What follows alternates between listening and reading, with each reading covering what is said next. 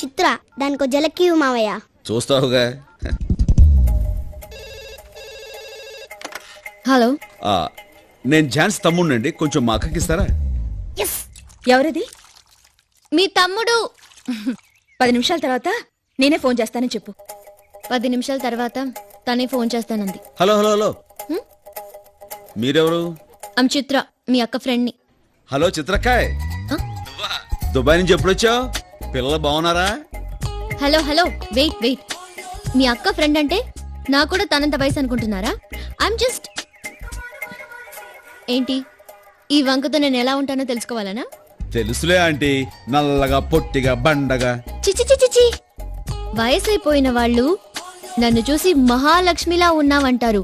వయసులో ఉన్నవాళ్ళు super figure అంటారు.